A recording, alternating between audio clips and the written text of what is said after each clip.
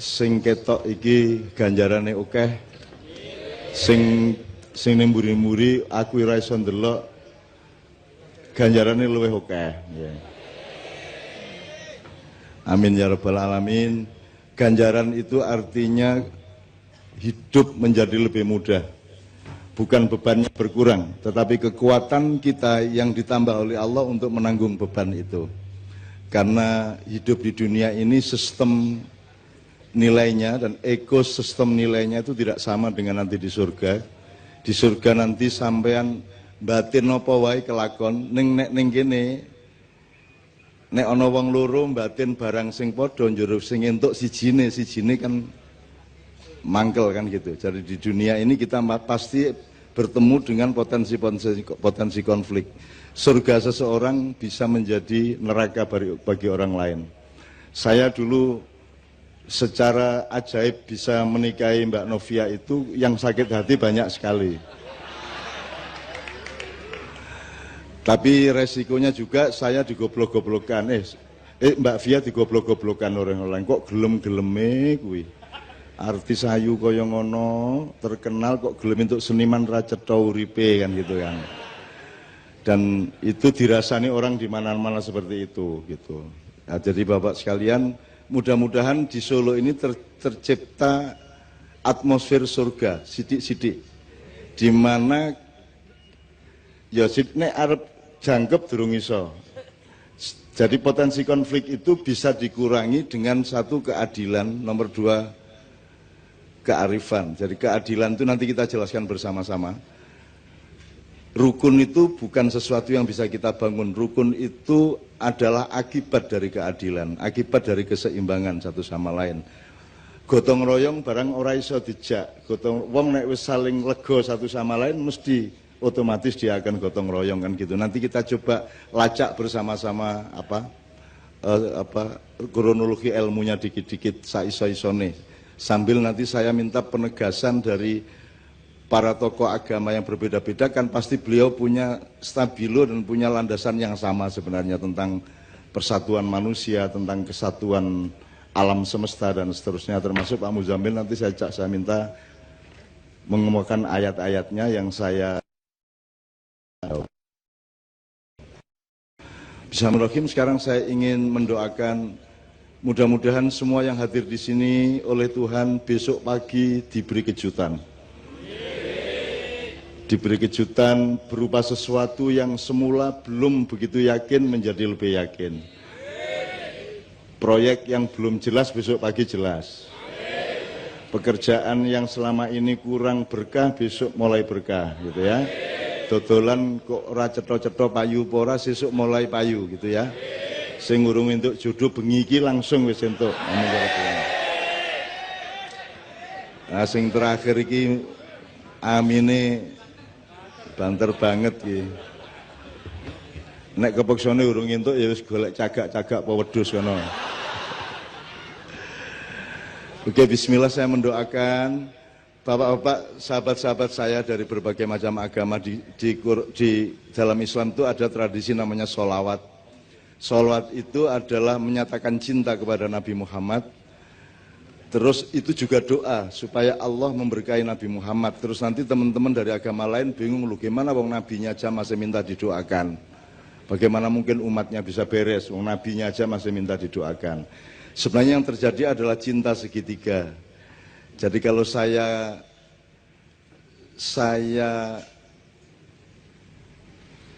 minta kepada Tuhan sesuatu, terus Tuhan tahu bahwa saya tidak mencintai kekasihnya Tuhan, maka dia ogah-ogahan mengabulkan permintaan saya. Nah, saya menyatakan cinta kepada Nabi Muhammad, Anda semua, itu supaya Tuhan tidak tega untuk tidak mengabulkan. Jadi ini hubungan cinta segitiga, Allah, Muhammad sama Anda. Jadi mohon izin saya kasih satu selawat dulu. Untuk selawat dari Islam ini tidak bermuara dan tidak berhulu maupun hilir kekuasaan, Pak, tetapi rahmatan lil alamin. Jadi menjadi rahmat bagi semuanya. Makanya ucapannya kan ada dari swastiastu, ada salam sejahtera, ada shalom. Nah kalau dalam Islam kan assalamualaikum. Jadi kalau saya bilang assalamualaikum berarti saya menjamin Anda selamat. Saya tidak akan menindas Anda, saya tidak akan ngonek-ngonek ke Anda, saya tidak akan membuat Anda tidak aman apapun saja. Harta Anda aman, tidak saya curi, martabat Anda aman, tidak saya rendahkan, dan nyawa Anda aman, tidak akan saya bunuh. Itulah assalamualaikum, kan begitu. Nanti amannya apa nanti kita terangkan dengan Jawa lah. Sandang, pangan, papan itu harus aman. Nah, sandang nanti kita jelaskan bersama-sama bahwa itu bukan hanya urusan pakaian karo badokan gitu ya.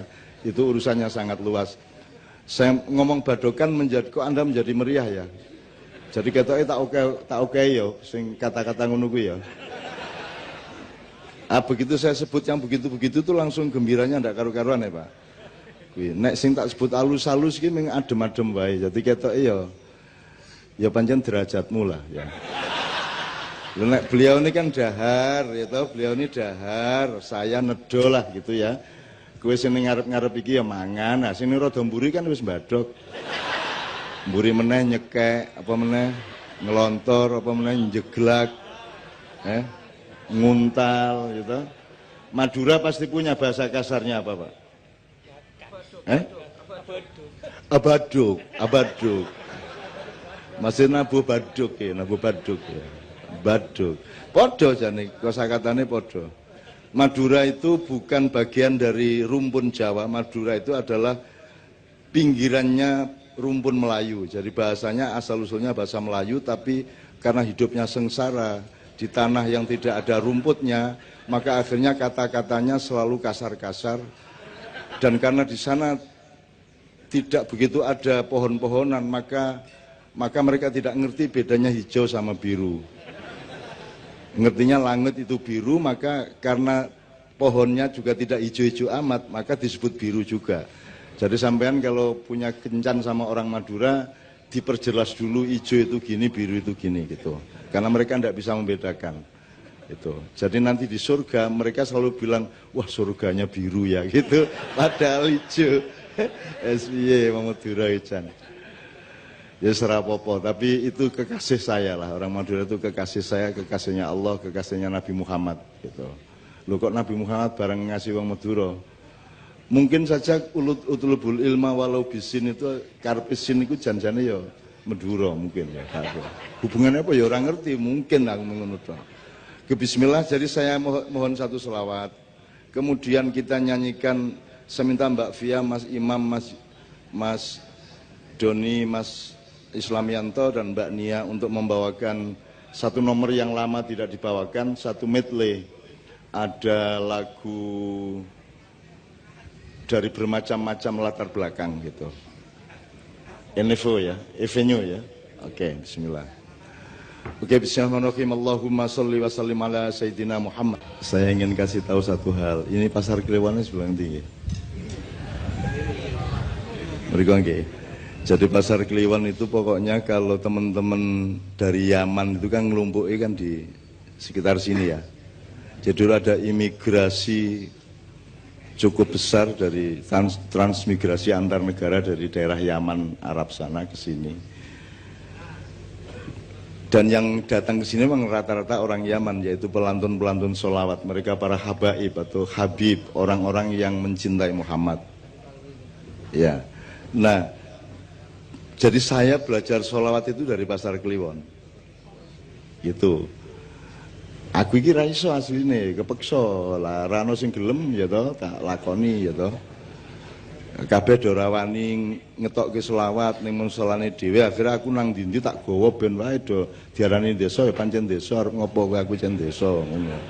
Nah, setelah saya umumkan terus saya ajak Mas Haddad semuanya ya, sampai sekarang ada Habib Syekh segala macam, akhirnya kan selawat diterima di seluruh Indonesia dan seterusnya. Nah, teks atau buku atau kumpulan puisi yang indah yang berjudul Simtudur itu Simtuduror ya, itu dari Yaman ditransfer ke sini oleh cucu penulisnya, oleh putranya.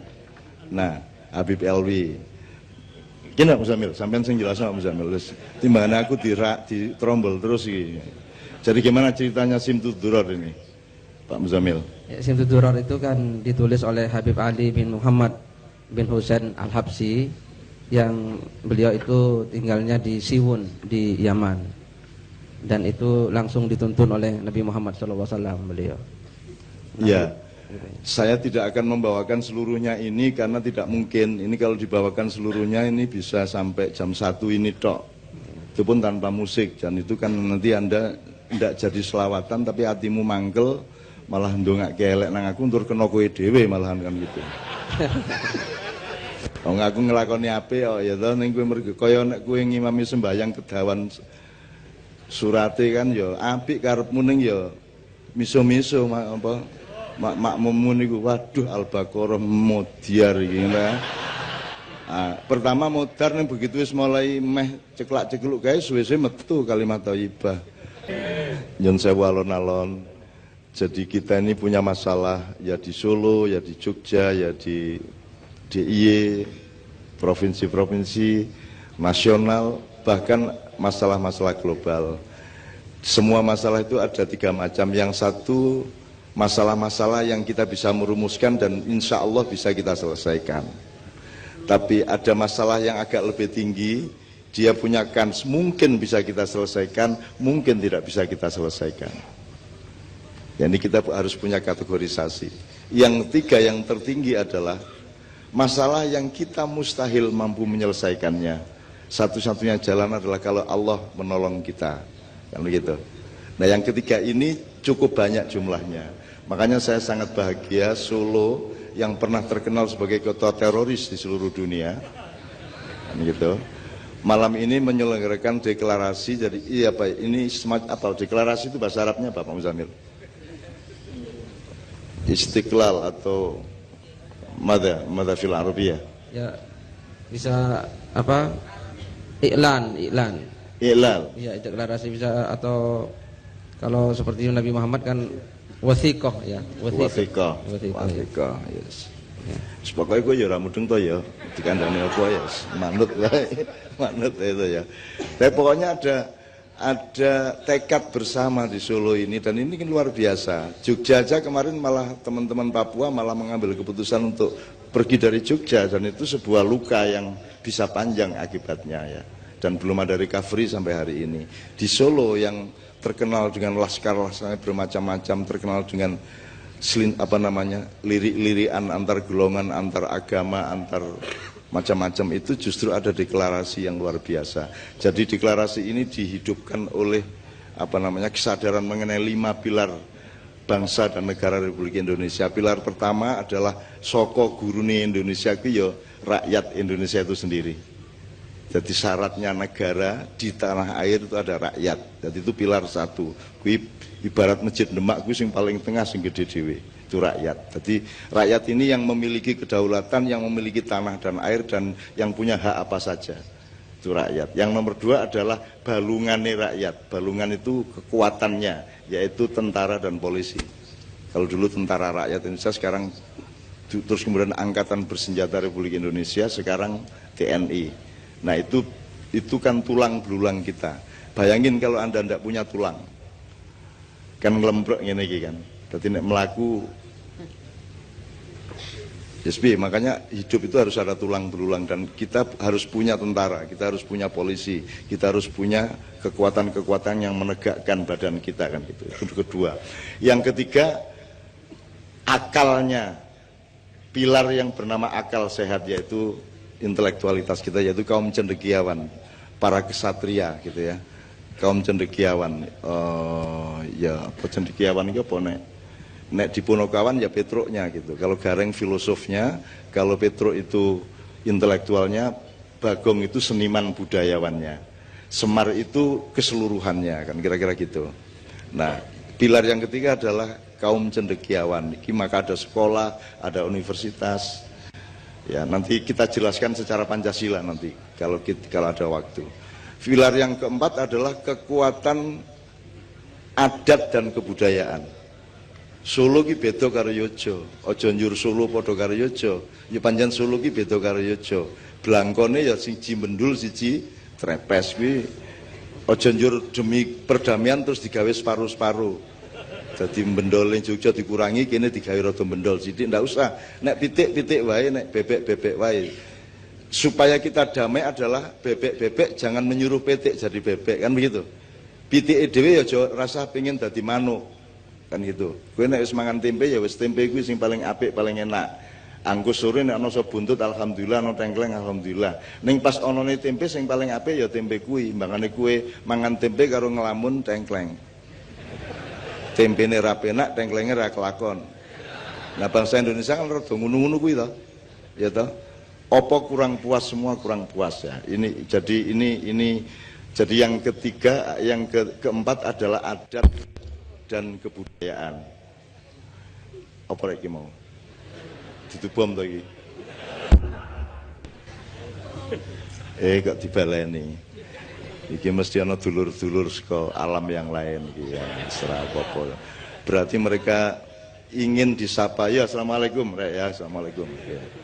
Mereka ingin disapa karena jangan lupa tanah Indonesia terutama Pulau Jawa ini dihuni bersama, tidak hanya manusia tapi juga makhluk-makhluk Allah yang lain.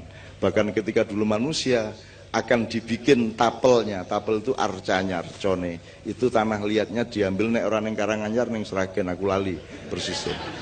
Tanah liatnya diambil di situ oleh pertama Jibril tapi diserang sama iblis, kemudian Mikael diserang lagi, kemudian Israfil juga diusir sama iblis. Kemudian ketika iblisnya kecapean perang lawan 3 juniornya itu, maka kemudian Israel diam-diam datang ngambil tanah liat itu langsung dibawa ke surga. Di situ kemudian dia bikin manusia Adam. Maka karena Israel yang bikin sampean, yang bikin patung sampean itu, maka dia yang punya hak untuk ngambil nyawa sampean. Nah, jadi saya kira Anda boleh sekali-sekali lupa Jibril, Mikael, tapi nek karo Israel kudu apik-apik kowe ya. Mbakane kowe engko ana keputusan mendadak di reshuffle kowe engko. Ya ta? Di reshuffle kowe. Itu apa meneh reshuffle ora nggo alasan, kok diganti ngopo ora ana alasane. Wis pokoke piye carane PAN iso entuk akeh kan gitu. Muhammadiyah iso entuk akeh gitu, mergo NU wis beres kan gitu. Dan seterusnya lah, aku rasa ngomong politik ya. Nanti daripada Anda seneng gitu. Oke, itu pilar keempat, adat dan kebudayaan. Pilar kelima adalah adat dan kebudayaan itu termasuk keraton ini. Ini kekuatan kita dan kita belum punya bentuk negara yang tepat sekarang ini. Kita ini negara republik tidak menghormati orang tua kita.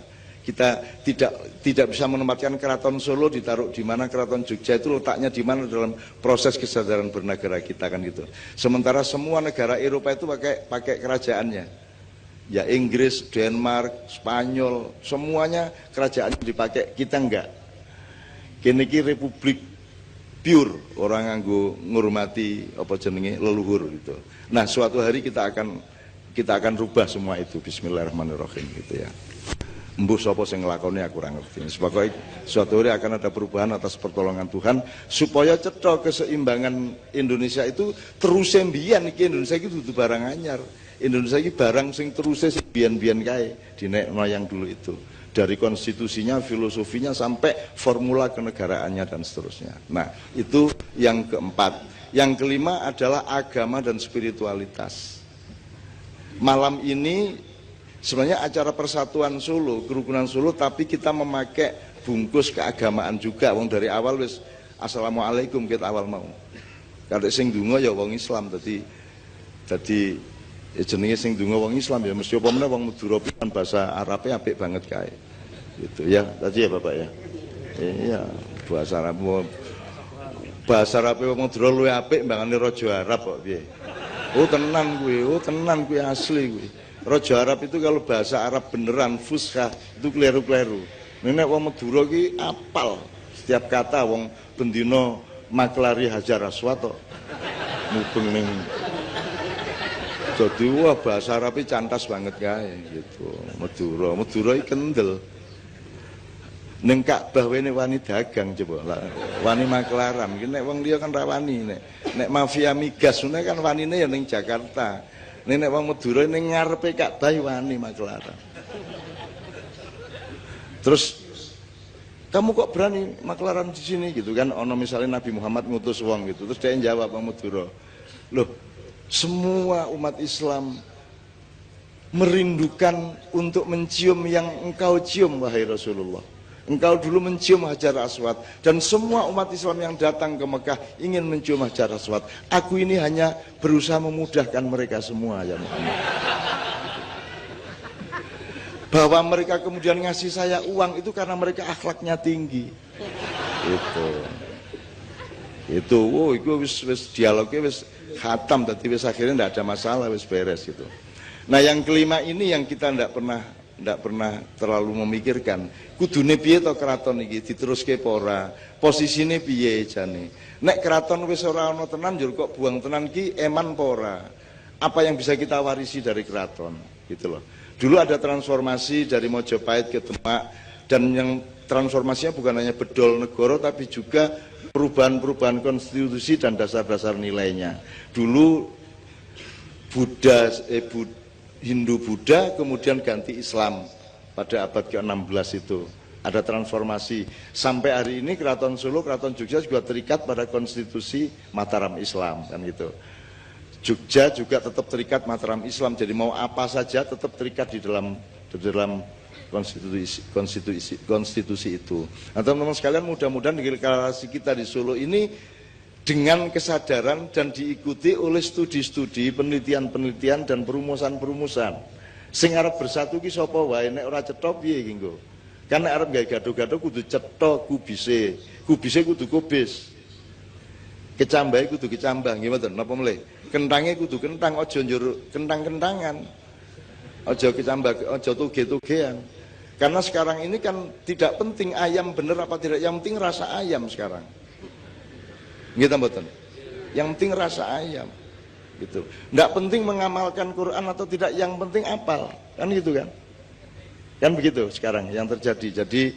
Jadi Islam ini diterapkan juga, saya kira agama-agama lain pandek pada level simbolik kultural gitu loh. Jadi terlalu mengandalkan sing tok moto, kasat moto gitu. Jadi sing penting ki kupluan kaya Pak Muzamil, kaya Cak Nun gawe. Syukur-syukur baduke ireng kan gitu. Anak baduke kurang ireng berarti sembayangi kurang suwe kan gitu. Terus ora ana watune ki ning klosone kan gitu. Gitu. Jadi Rasulullah berjanji besok-besok kalian akan bercengkerama dan bersenda gurau dalam kenikmatan Allah di telaga Haud, gitu kan. Terus sebagian umat bertanya kepada Nabi Muhammad, ya Rasulullah, bagaimana engkau tahu itu umatmu atau bukan? Terus ada kalimat jawaban, simahum fi wujuhim min athari sujud. Ada tanda di wajahnya yang menunjukkan bahwa dia itu rajin bersujud, kira-kira gitu ya. Nah, supaya ketorong nek ketemu Nabi Muhammad kene piye carane ireng. Begitu Nabi Muhammad langsung ini. Nah. Nek perlu nggawa ana handphone dikai anu kae selfie ngene kae tuh jur sinare nyinar niki lho. Ireng lho niki, ireng lho. Umat jenengan lho kula niki gitu. Gitu. Oke. Jadi 5 pilar itu mudah-mudahan menjadi kesadaran dan itu harus kita cari. Saya kira ada banyak yang harus kita benahi di negara kita ini Bapak-bapak. Termasuk hubungan antar agama, karena tidak ada kok orang bertengkar karena agama, itu aslinya tidak ada. Tidak ada mergo kowe Kristen aku Islam ya ora dikerengan ya ora ono jane. Mergo kowe wong Solo aku wong Yogyakarta kerengan ya ora ono kejaba bal-balan. Nek bal-balan wis ora peduli menang kalah, sing penting kerengane kan gitu kan. Itu kan Bu Brojo Musti, Bu nek kene apa jenenge? Pasopati mbok apa nek bal-balan itu memang itu makhluk asing lah, makhluk aneh lah. Wani numpak dhuwure sepur wong 200 dhuwur gerbong wani kok. Kuwi kan malaikat wae dol metoko lho iki piye to iki menungso iki.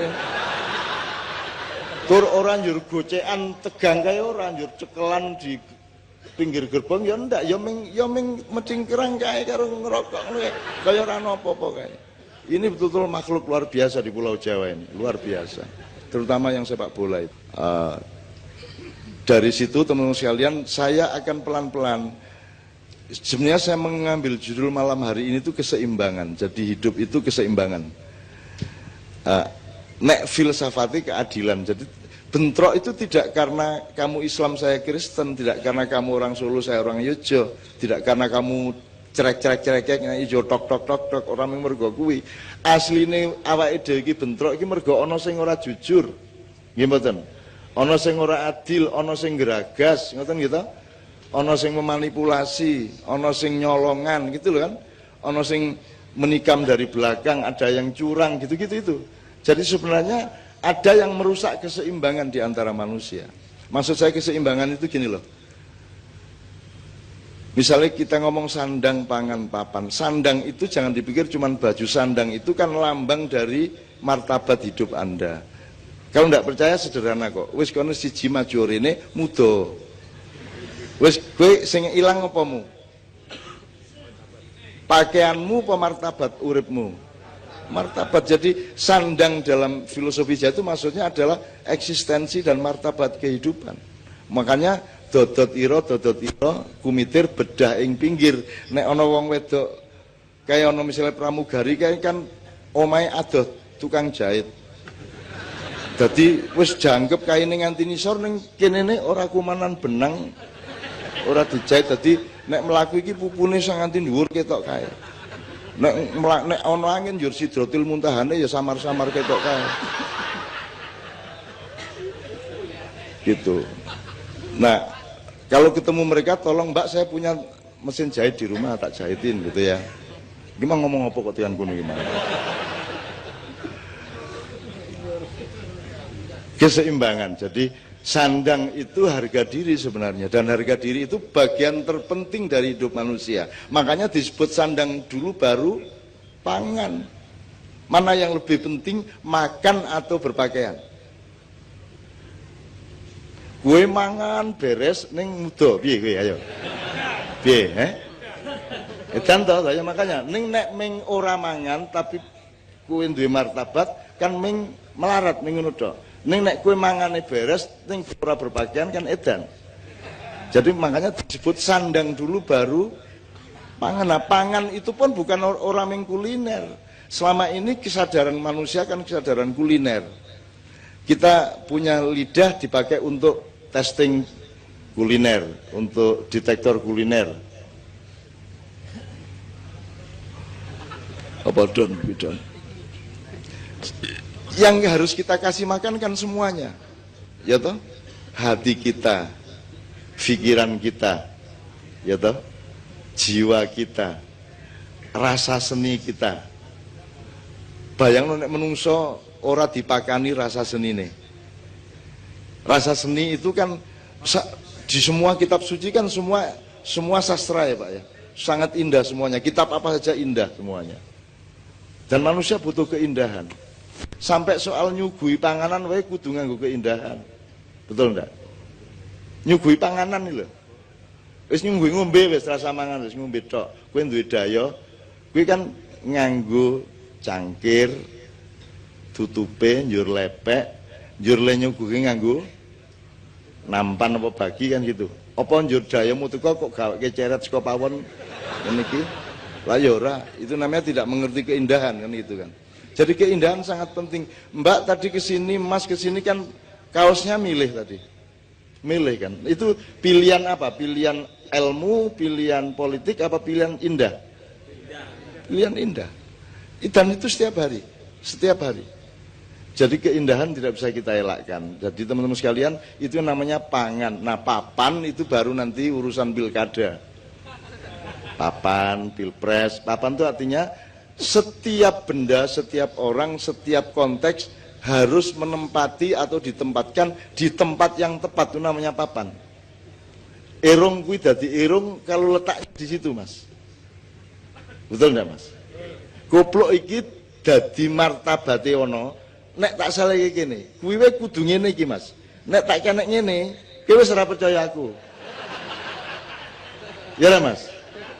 Wis wis, aku mau munggah kono terus ngene kita iringke apa tak kenek ngene, kan wis edan to kuwi.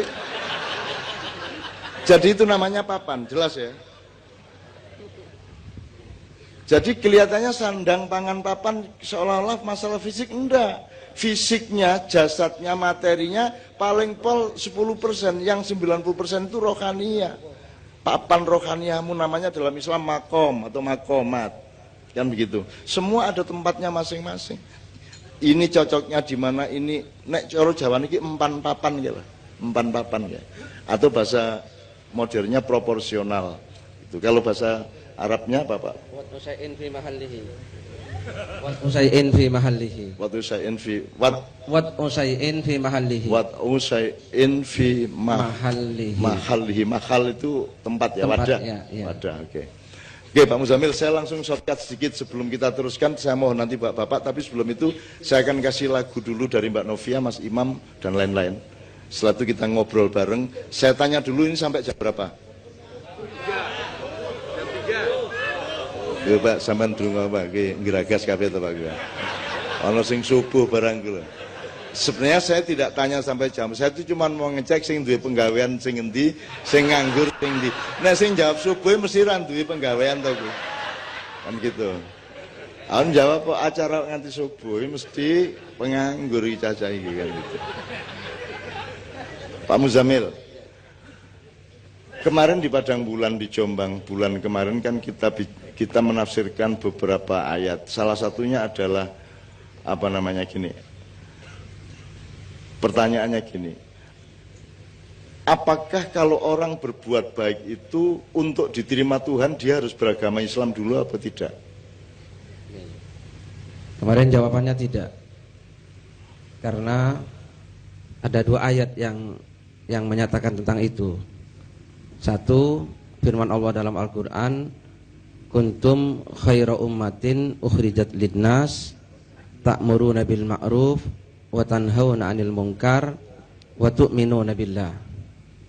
Jadi Allah berfirman, kuntum khaira ummatin, kamu itu sebaik-baik umat, ta'muruna bil ma'ruf, satu, kamu memerintahkan kebaikan, wa tanhauna 'anil munkar, dan mencegah yang buruk, keburukan, kemungkaran.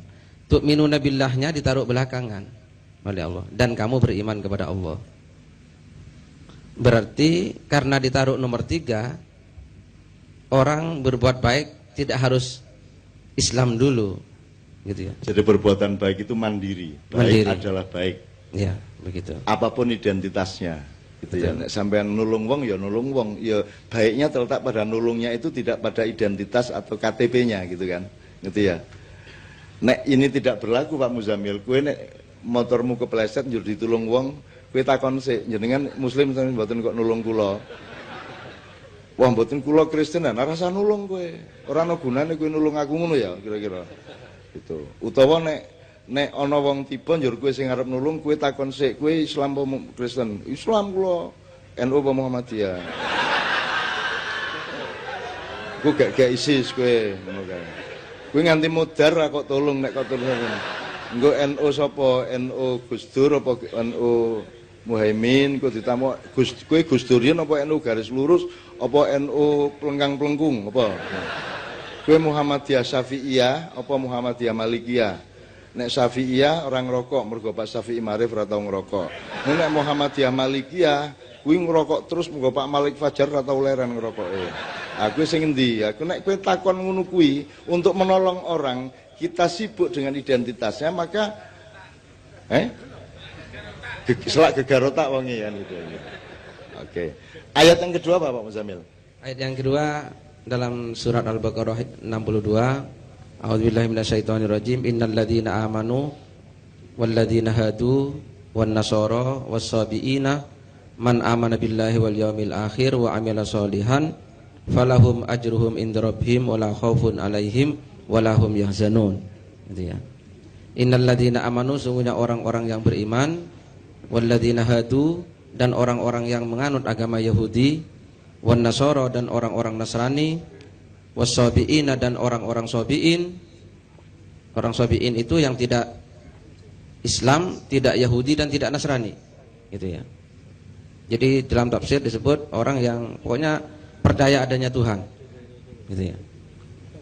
Man amana billahi wal yaumil akhir, siapa yang beriman kepada Allah, baik Islam Yahudi, Nasrani dan Sabi'in, barang siapa yang beriman kepada Allah wa amila sholihan dan melakukan kebaikan, falahum ajruhum inda rabbihim, maka bagi mereka pahala mereka, wala khaufun alaihim walahum yahzanun, dan mereka tidak akan punya rasa takut dan punya rasa sedih dunia dan akhirat. Begitu.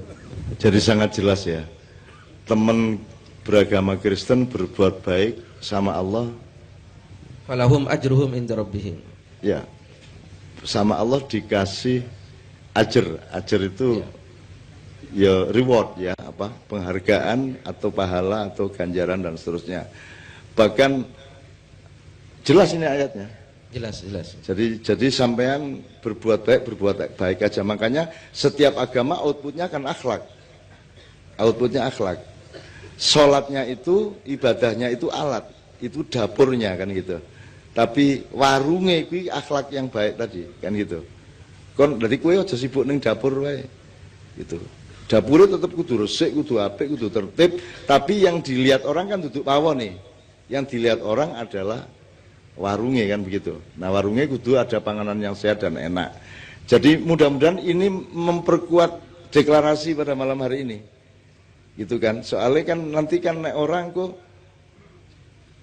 loh kok orang Islam kok berdamai sama Kristen bagaimana? Nah Rasulullah itu gimana kira-kira, Pak Muzamil? Nabi Muhammad itu punya pembantu masih anak-anak Yahudi, dan sampai akhir hayatnya Yahudi tidak dipaksa oleh Rasulullah untuk masuk Islam. Anak itu. Nek kepengen kaya Rasulullah golek pembantu Yahudi ya. Rasulullah kalau dia teladan toleransi atau tidak? Teladan toleransi, buktinya dia punya pembantu, dibiarkan tidak dipaksa, beliau tetap menjalankan Islam, pembantunya Yahudi. Ya oleh Rasulullah dibiarkan saja. Sampai satu ketika, nah ini bukan karena dipaksa, anak ini sakit. Pulang ke rumahnya dijenguk oleh Rasulullah SAW. Nah pada saat sakit itu Rasulullah datang, terus dia ingin masuk Islam atas kesadaran sendiri. Terus oleh Rasul dirembuk sama orang tuanya, gimana ini anakmu mau masuk Islam? Ternyata orang tuanya setuju. Orang tuanya bilang, ati Abul Qasim, taati, manutlah kamu kepada Abul Qasim. Nah kesadaran sendiri, bukan karena dipaksa oleh Rasulullah. Jadi selama bertahun-tahun dia Yahudi dan tinggal serumah dengan Rasulullah. Ini kan mana ada toleransi seperti ini, gitu ya. Itu saya kira nggak ada seperti beliau. Kalau sekarang pakai konstitusi kekhalifahan Rasulullah, kenabian dan risalahnya Rasulullah. Rasulullah kan mengatakan innama bu'itsu liutammima makarimal akhlak. Jadi Rasulullah itu disuruh kerja keras itu untuk memperbaiki akhlak. Nah supaya akhlaknya baik dikasih training ibadah, sholat rajin, puasa dan seterusnya gitu ya. Nah puasa itu menurut saya ibadah yang sangat unik ya Pak Muzamil ya. Karena kalau orang sholat bisa kelihatan, bisa direkam, kalau orang puasa bisa di video apa tidak. Yang bisa di video bukone kan itu. Tapi kalau orang puasa di video kan tidak bisa. Tidak bisa ya. Paling rahasia, ibadah paling rahasia. Anda tahu nggak bapak Anda puasa atau tidak tuh ngerti persis nggak? Atau anakmu poso pora ngerti? Lah orang ngerti toh. Makanya puasa itu kalau saya mengibaratkan, kalau orang sholat itu katakanlah di halaman rumahnya Tuhan, gitu ya. Kalau orang naik haji itu boleh masuk rumah. Tapi kalau orang puasa itu Anda berada di kamar pribadinya Allah. Karena Allah mengatakan puasamu untukku, gitu ya Pak Muzamil ya. Ila sauma fa innahu li. Kullu amal ibni Adam lahu illa saum atau illa siyam gitu ya. Apa saja ibadahmu itu untukmu kecuali puasa. Jadi sebenarnya puasa itu sangat tinggi, sangat menggembirakan, sangat menawarkan berkah, sehingga kalau kita mau bikin hari raya seharusnya hari raya itu ya puasa itu. Jadi mulai tahun depan kalau bisa begitu masuk Ramadan kita hari raya. Yang kita rayakan tuh Ramadannya itu, karena kita sedang deket-deketnya sama Allah. Kita di kamar pribadinya Allah. Nah, selama ini yang dirayakan kan begitu selesai Ramadan hari raya. Apa sebabnya? Mergo yes wis entuk mbadok kan gitu kan.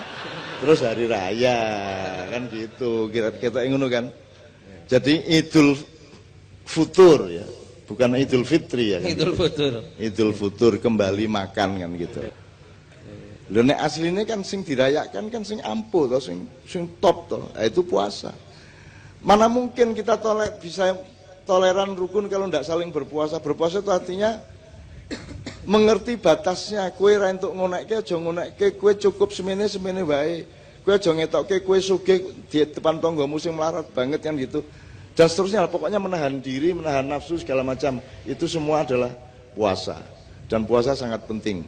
Oke Bapak sekalian, sebelum saya mohon ke Bapak-bapak untuk satu persatu, panitia saya mohon untuk memberi untuk memandu siapa di antara Bapak-bapak yang akan urut-urutannya, dan seterusnya saya mohon untuk dipandu oleh salah seorang panitia atau dua orang, tidak apa-apa. Sebelumnya supaya pangannya jangkep ya.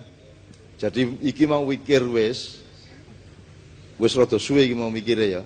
Ikine wis dikai panganan, saiki ikine dikai panganan.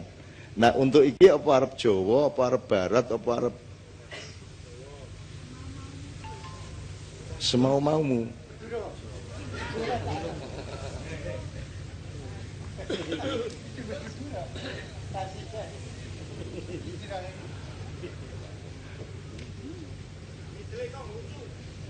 Mitlikong huju. Kuwi iso.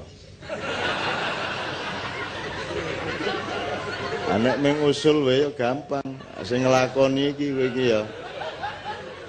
Mitlikong huju sing kepriye coba kuwi lak. Iku lak PR kuwi sesuk tak gawe aku. Mitlikong huju, oke, besok kita. Tolong kita membebaskan diri dari simbolisme-simbolisme yang kadang-kadang tidak substansial. Jadi kalau ada orang pakai lagu Arab itu tidak serta-merta sama dengan Islam gitu ya. Kalau orang tadi kan misalnya lagunya Avenue Shalom Elohim tadi itu kan endingnya kan ya, itu kan orang bilang kok itu kok lagu gereja dibawakan kan gitu. Kalau Anda lihat notasinya kan notasi barat, bukan notasi Arab. Kalau Yesus dulu kan di Yerusalem, itu lagunya lagu Arab. Jadi sebenarnya Yesus itu ya rengeng-rengengnya ya rada Arab. Nah kalau yang di gereja-gereja sekarang itu kan lagu barat semua. Ketika kemudian Kristen melebar sampai ke Eropa kan begitu. Maka kemudian disiplinnya disiplin barat sampai hari ini. Gitu. Sama dengan sampean kan juga saya sudah dikasih tahu teman-teman pendeta, pastor bahwa cemara kan Yesus sendiri kan nggak pernah lihat cemara. Orang ono ning kono suket wae angel ya. Oh, itu kok cemara gitu. Jadi itu cemara itu sebenarnya itu ijtihad, itu hasil ijtihad. Itu muamalah kalau dalam Islam itu hasil muamalah gitu loh. Jadi kayak tempat ibadahnya namanya masjid itu agama. Tapi gentengnya lah budaya toh ya. Begini guys, kue sholat Jumat kudu nutupi aurat, itu agamanya di situ, nilai agamanya. Ning nutupi aurat ki kok wujudke nganggo kaos karo sarung, itu budaya, betul enggak? Asaki budaya entuk pora dalam beragama. Nek ra entuk budaya berarti diganti alam. Ya. Kan banyak orang yang persoalkan budaya itu haram. Berarti kowe nek sembayang nganggo belara. Kok ubel-ubel ngene-ngene gitu. Apik banget kowe nyenengke. Jadi budaya itu tidak bisa kita elakkan karena kita hidup itu pasti melakukan budaya, kan gitu. Pari ya ditutu kan gitu. Setelah ditutu diliwet kan begitu. Setelah diliwet kasih sayur itu semua budaya. Nek budaya lain tuh berarti mangan pari. Berarti jaran kepang gue. Jaran kepang mangan pari gitu. Kelambi abang? Sing marai ya. Nikah kae.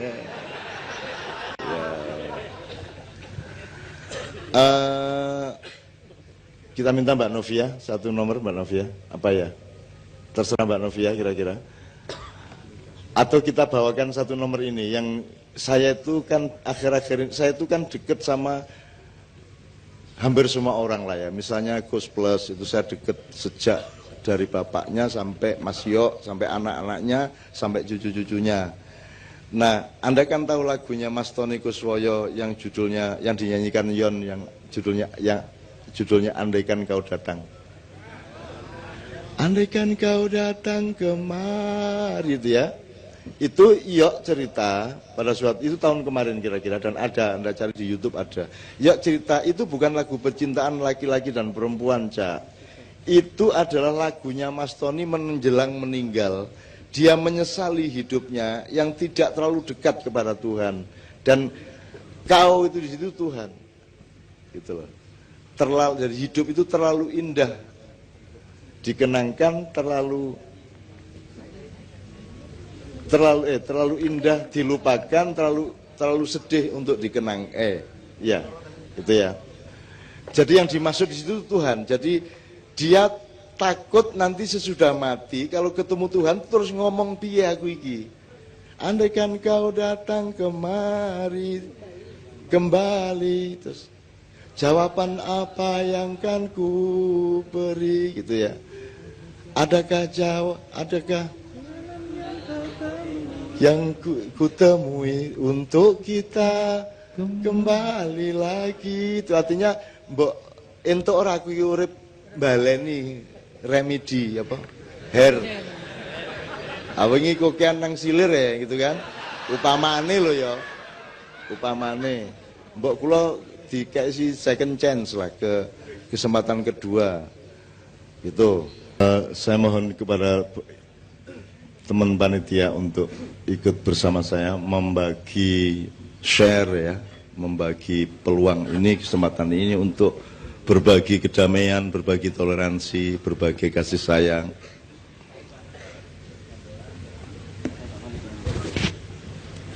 Monggo Mas, kita persilakan satu persatu barangkali. Ya. Monggo Mas. Siapa yang kita persilakan pertama? Ya, yang dilaksanakan di kota Pekalongan itu kerjasama Menteri Pertahanan Bapak Arya Miza Arya Kutu bersama ulama ahli Thariqah Al-Mu'tabarah An-Nahdiyah yang dipimpin oleh Maulana Sayyid Habib Lutfi bin Muhammad bin Yahya Pekalongan. Dari sini yang berangkat 8 personil dari pengurus dan anggota Jatman, Jam'iyah Ahli Thariqah Al-Mu'tabarah An-Nahdiyah, dan juga dari pondok pesantren 1, sehingga 8 itu datang ke menghadiri konferensi internasional ulama sedunia yang dihadiri oleh 49 negara, termasuk dari Amerika juga hadir ulamanya, dari Inggris juga. Nah, di situ yang dibicarakan seperti yang kita laksanakan malam ini. Maksudnya di situ adalah membela negara masing-masing, termasuk kalau malam ini di Surakarta ini dalam rangka juga membela Surakarta, umat Islam dan umat yang lain dari berbagai agama yang ada di Surakarta. Sehingga deklarasi tadi itu disampaikan bersama oleh masyarakat dan tokoh agama di Surakarta yang disampaikan Bapak Kapolresta. Di Pekalongan kemarin selama 4 hari itu, konferensi itu diantaranya menekankan bagaimana toleransi antara umat beragama. Karena terjadinya bom bunuh diri di berbagai negara, termasuk di Iran, di Syria, dan kita saksikan semua, termasuk di Surakarta yang sebelum hari raya itu kecil. Itu karena memang tidak adanya toleransi. Jadi para ulama yang hadir ke Pekalongan itu menyampaikan diantaranya yang harus kita masyarakatkan, kita sosialisasikan adalah tasamuh, antara kita semua, bainana wa bainakum, bainana wa bainahum, bainan nas, sedunia harus toleransi. Makanya acara malam ini adalah, judulnya adalah Surakarta Dukung Toleransi. Kota berseri, kota solawat, kota toleransi. Ini adalah intinya membela kota Surakarta. Kalau Indonesia membela negara Indonesia. Saya kira itu sebagai oleh-oleh dari tokoh agama khususnya dari Islam yang ikut dalam konferensi internasional yang dilaksanakan di Pekalongan berkaitan dengan acara malam ini. Jadi kita semua di sini seperti apa yang dikatakan Bapak Kapolresta tadi, harus menjaga Surakarta ini menjadi daerah yang aman, damai, tidak ada letupan-letupan kayak kemarin sebelum hari raya itu.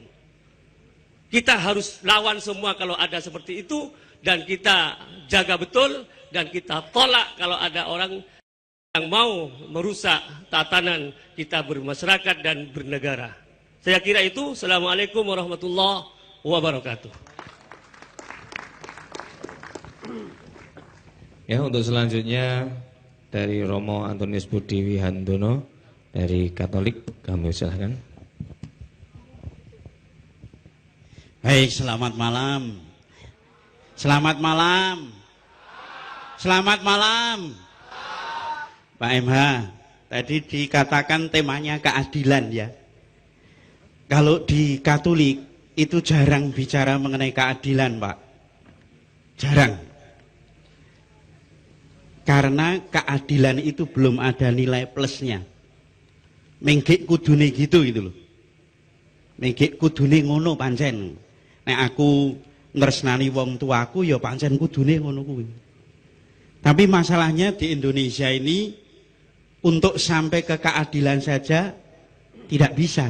Banyak yang tidak bisa. Bahkan walaupun demikian orang Indonesia dikatakan paling bahagia. Arti penjarawi dadah guyu itu ya. Arti penjarawi dadah guyu, nek orang-orang asing itu tutupi, isin. Nek wong Indonesia arti penjara saya dadah itu. Ya, seneng misalnya ya. Seneng gitu ya. Kalau gereja Katolik itu bicaranya bukan keadilan, tetapi kemurahan hati. Kemurahan hati itu lebih keadilan.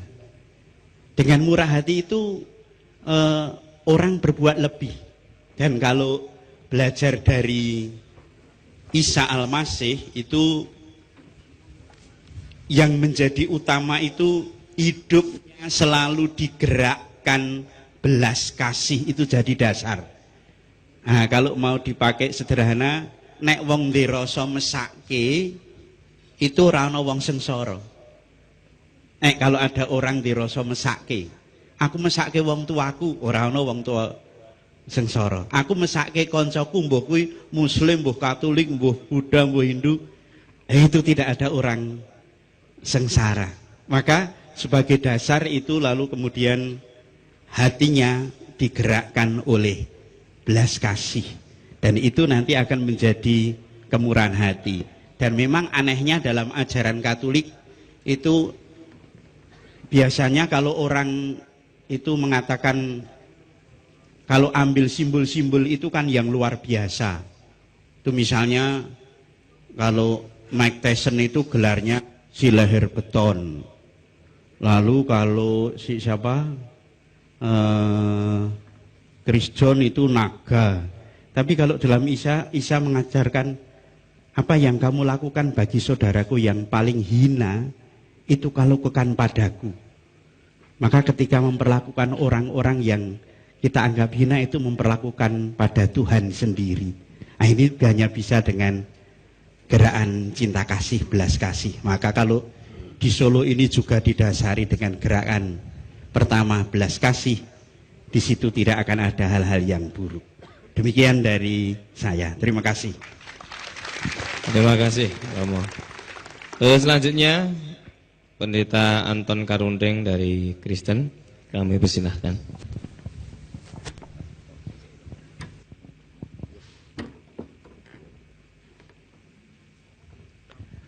Selamat malam. Selamat malam.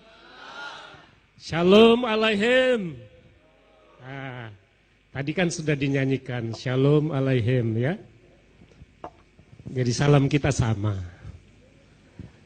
Hukum yang terutama bagi orang Kristen adalah mengasihi Allah dengan segenap jiwa, segenap kekuatan, seluruh hidup, dan mengasihi sesama manusia seperti diri sendiri. Jadi toleransi ada di sana, saudara-saudara. Mengasihi siapapun itu hukum. Dan itu harus dipraktekkan mulai dari diri sendiri. Saudara-saudara, saya tidak menyombongkan diri, tapi itu praktik yang memang saya hayati dari hukum agama yang saya anut. Saya punya pembantu sejak istri saya itu umur 14 tahun. Kemudian dia punya cucu ponaan, ikut. Lalu saya sekolahkan sampai lulus sarjana. Agamanya apa? Agamanya Islam. Saya tidak melihat dia dari agamanya, tapi sebagai sesama manusia. Nah, sekarang sudah lulus dan mulai kerja. Kira-kira 8 bulan ini, ia bekerja di Solo juga, ikut saya. Ya. Saya tidak akan memaksa harus masuk Kristen, tidak. Silahkan ada tempat sholatnya dan seterusnya. Mau puasa, bahkan dia sudah istilahnya khatam itu ya Pak? Apa ya Pak? Menyelesaikan. Ya, sudah khatam katanya dia. Saya tidak terlalu mendalami gitu. Saya dorong saja supaya dia melakukan agama sesuai dengan keyakinannya. Jadi kita mengasihi sesama manusia, siapapun juga seperti kita mengasihi diri sendiri. Itulah hukum dari Kristen. Demikian, terima kasih. Sampun. Kok sudah Pak? Ya, masih bisa ditambah Pak? Iya silakan Pak. Ya, iyalah kita menganggap ini baru UUD 45-nya Ibu. Oh ya, masih yang lain lagi aja. Ini kita sepakati untuk kita bagi-bagi. Jadi saya tak berlagak sebagai orang yang seolah-olah lebih memahami Bapak Pastor dan Bapak Pendeta untuk menyambungkan ke Anda semua yang saya anggap agak kurang memahami dibanding saya. Kenapa ya Pak ya? Jadi saya ingin menjelaskan pada gini, karena ini anak-anak saya, mereka ini namanya generasi milenial. Generasi milenial itu generasi yang paling berperan di dalam menciptakan perilaku dan kecenderungan di sebuah milenium. Maka disebut milenial. Umurnya dari 17, 18 sampai 38, hampir 40. Ini rata-rata begitu Pak umurnya. Dan mereka ini yang paling penting. Kejopo sing wis tua-tua kaya aku ya. Nah, yang dimaksud Bapak Pastor tadi itu gini, pertama, keadilan itu tidak akan pernah tercapai oleh manusia, sudah pasti. Jangankan keadilan, kebenaran juga tidak ada. Kebaikan juga tidak ada. Kalau sejati, kalau yang kita lakukan itu hanya menuju kebenaran, menuju kebaikan, menuju keadilan. Jadi yang dinilai pada manusia adalah perjuangannya menuju gawang atau goal keadilan itu. Benar saja yang cuman satu, kan ada benar salah, baik buruk gitu. Terus nanti ada yang lebih inti, adil, tidak adil, terus ada sisi lain, indah, tidak indah gitu ya. Satu sisi yang namanya benar saja, itu kan juga ada 3, bener dewe, bener wong okeh, bener kang sejati gitu kan. Bener wong okeh gitu yang membuat sejumlah orang menganggap ini yang benar maka dia bikin Golkar. Yang lain, oh ini yang benar maka bikin PKS. Oh enggak, yang itu yang benar itu yang kayak gitu maka bikin Gerindra. Maka mereka terus bikin NU, bikin Muhammadiyah, bikin macam-macam karena ada kebenaran kolektif pada sejumlah orang. Nah, itu juga belum tentu benar, orang banyak belum tentu benar. apalagi orang bener dewe gitu ya. Nah, yang membuat kita itu bentrok itu kan karena kelompok-kelompok itu gugu bener dewe kan gitu. Jadi kalau sering saya contohkan ya pitik keluruk ini neng Solo piye to? Kukuruyuk. Kalau di Madura Pak, Madura. Kukuruno. Kalau di Sunda kongkorongkong kan gitu. Pertanyaannya adalah yang benar yang mana? Kukuruyu apa kukurunu apa kongkorongkong? Sing bener pitike. Nah, kan begitu. Nah, jarak antara koko ayam dengan kita mendirikan itu namanya tafsir. Tafsir itu melahirkan madhab dan pengelompokan-pengelompokan. Kalau Islam ada Sunni, ada Syiah, ada Wahabi dan seterusnya. Itu karena pendengarannya berbeda terhadap koko ayam, kan begitu. Kita harus saling menyadari bahwa yang benar itu ayam. Ini cuma tafsir saya, kukuruyu. Ini cuma tafsirnya Pak Muzamil, kukurunu. Nah, antara kukurunu dan kongkorongkong harus saling menyadari kelemahan masing-masing. Maka terjadi toleransi, kan begitu. Kalau menganggap benernya sendiri ya itu yang menjadi bentrok. Karena masing-masing egois dan egosentris terhadap kebenaran yang mereka yakini. Saya, teman-teman sekalian, selalu mengatakan kepada Anda, nek aku ngomong opo wae aja dipercaya, kan gitu kan? Anda percayanya jangan ke saya itu cuma mengantarkan sejumlah bahan dan cara berpikir supaya kamu mengolahnya. Nanti kamu akan menemukan apa yang kamu percaya secara otentik dari pikiran dan hatimu sendiri. Jangan percayanya kepada saya. Jadi antara Anda dengan Tuhan itu jangan ada siapa-siapa. Anda sama Tuhan itu langsung. Bahwa Anda mendengarkan pastor, kiai, ulama, pendeta, biku, dan seterusnya, itu wacana. Tapi dia tidak mewakili Anda. Dan dia tidak bisa menyelamatkan Anda. Apakah pastor bisa menyelamatkan umatnya? Tidak bisa. Apakah kiai bisa menyelamatkan umatnya? Tidak bisa. Apakah ketua majelis ulama bisa menyelamatkan umat? Tidak bisa. Apakah ketua NU menyelamatkan Nahdien? Tidak bisa.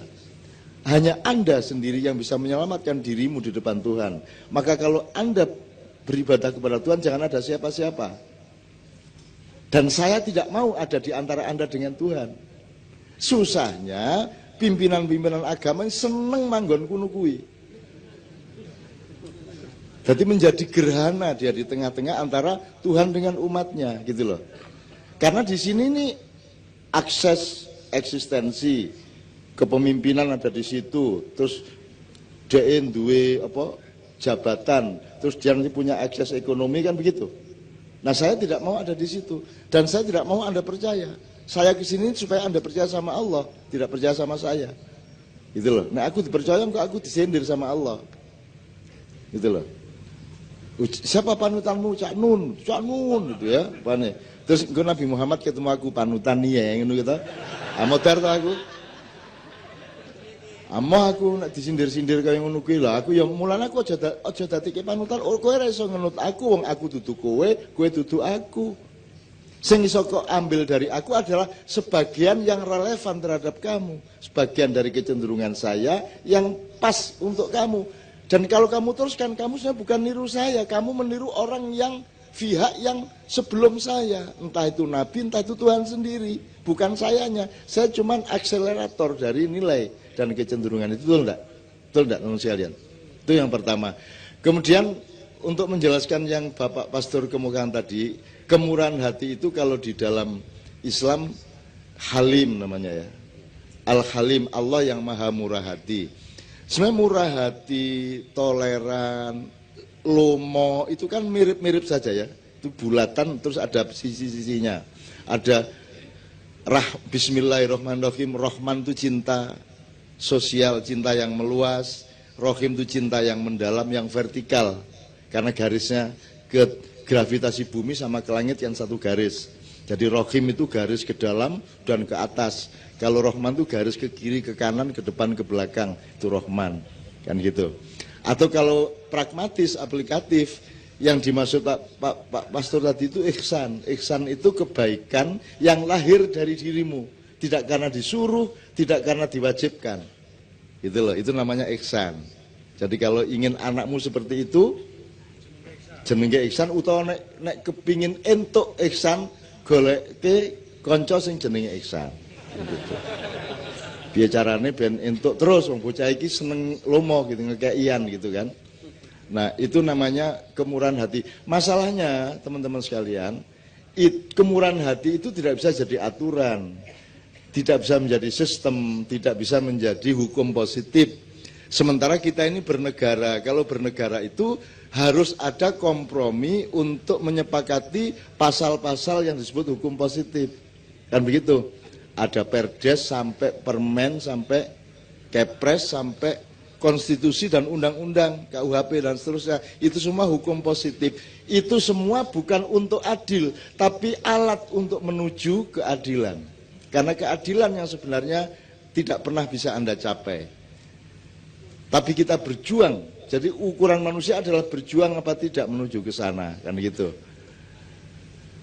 Jadi bukan adilnya tercapai, tidak mungkin tercapai, benar aja belum tentu tercapai kok. Apa yang saya yakini benar malam hari ini, mungkin nanti pulang ke Jogja saya ragu sendiri sama kebenaran saya, karena saya menemukan kebenaran yang lebih tinggi dari yang tadi saya omongkan. Betul enggak?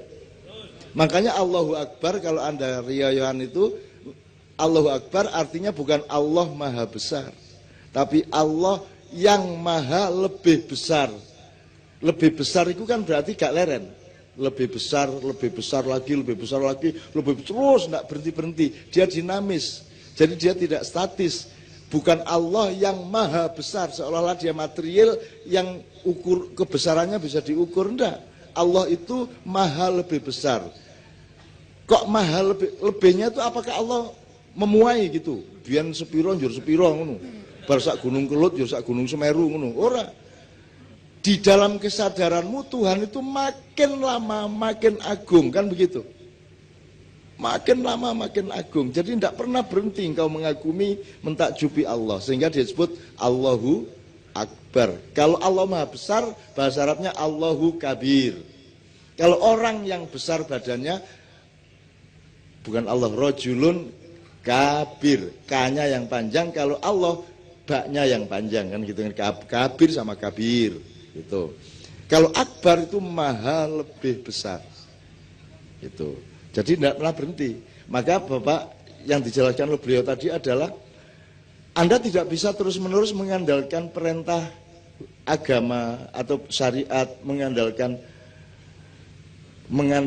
hukum negara, mengandalkan kewajiban-kewajiban sosial. Anda harus melahirkan toleransi dan perdamaian dan kesejukan dunia ini melalui hatimu sendiri yang penuh kemurahan. Itu yang dimaksud beliau tadi. Artinya kalau cari wali kota, cari bupati, cari presiden itu salah satu kriterianya kayak wonge loman ora gitu loh. Kayak wonge sayang ora karo wong cilik, kan gitu. Tujuan bukan kredibilitas apa akuntabilitas apa mana sih jenenge kayak akseptabilitas, integritas. Lah piye lemu mudeng. Orang mudeng, mesti orang mudeng, tas-tas gue, mesti orang mudeng. Wes orang mudeng lah, pokoknya ini loh, kayak ketoke raine, ketoke kok ya apik ya, gitu aja.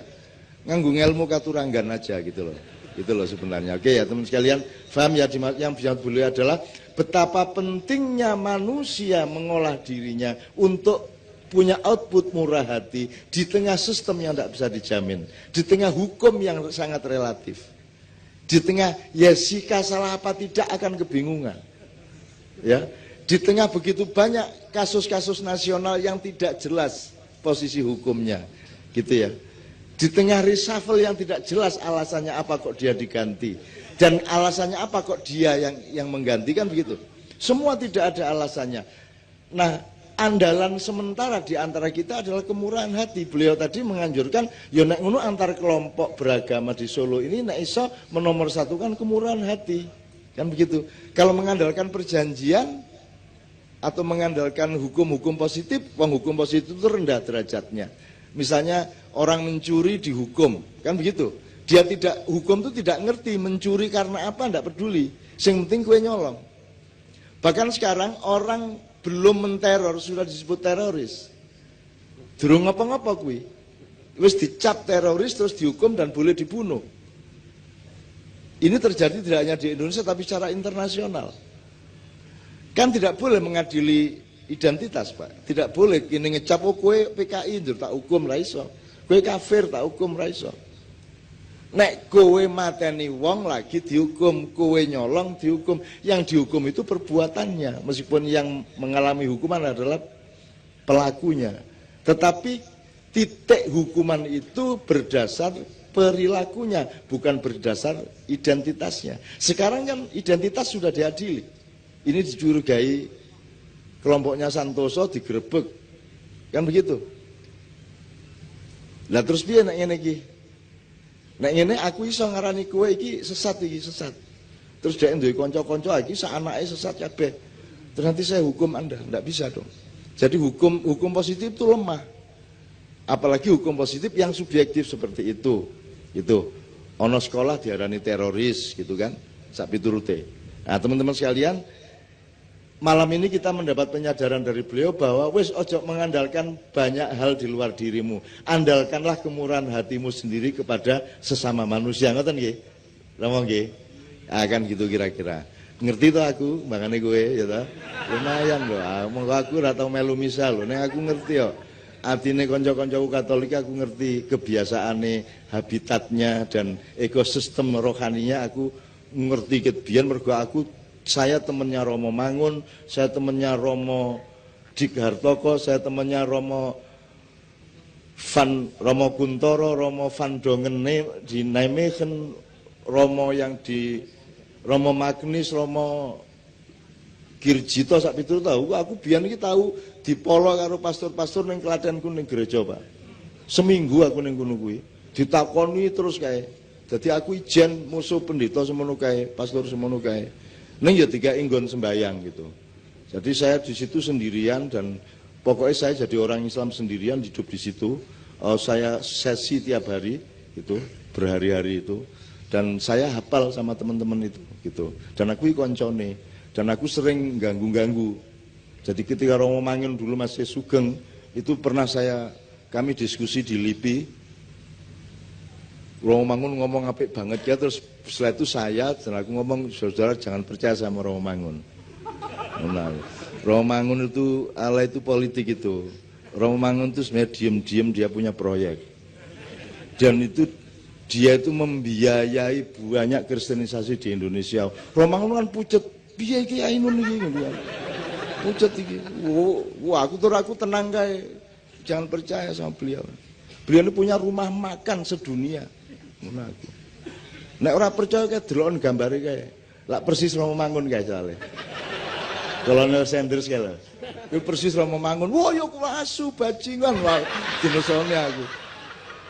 Lah aku meng geguyon, saya kan kalau enggak bisa guyon enggak sedulur ya Mas ya, enggak sedulur gitu loh. Karena saya guyon sama beliau-beliau semua, konco-konco kabeh aku dolanan apa jenenge guyon kaya ngono dan guyon kuwi kadang-kadang ya kenemenen jenenge wong ora duwe jabatan ya ora apa-apa ta ora macam-macam ya. Ora duwe jabatan, ora duwe posisi, ora papane ra cetha, pangane ya sok-sok ana sok-sok ora ana. Nek ming apa jenenge sandange sing cetha kan gitu kan. Oke, teman-teman sekalian, kita satu nomor lagi kemudian kita teruskan bapak-bapak dari agama-agama yang lain gitu ya. Satu nomor ini saya minta seperti biasanya Mas Doni sama Mas Imam. Kemudian nanti kita teruskan Mbak Novia lagi, Mbak Nia dan seterusnya. Nyun sewu. Ini persembahan khusus untuk bapak-bapak. Ini Kiai Kanjeng ini memperjuangkan titik adil. Jadi ojo Jawa tok ning ya ojo Barat tok ning ya ojo Arab tok. Kabeh iki nek iso dikai porsi yang seimbang dan menuju keadilan satu sama lain, kira-kira gitu. Bahasanya kalau di daerah Merapi, Jawane digawa, Arabe digarap, Barate diruwat, kira-kira gitu kan ya. Ora apa-apa karo wong Barat ya ora apa-apa ning diruwat sik. Arab ora apa-apa mlebu ning digarap sik. Aja njur kowe dadi wong Arab, kowe iki wong Jawa ya. Kowe iki cublak-cublak suweng, diapa-apake. Kowe dudu wong Arab. Akeh ya dudu wong Jawa. Dan Anda jadi orang Jawa itu yang mewajibkan adalah Allah, yang mentakdirkan adalah Allah dan kita harus taat. Kowe gelem ora gelem kuwi dikasih dogma oleh Allah. Anda itu kan dogma. Iso kok nyang ora?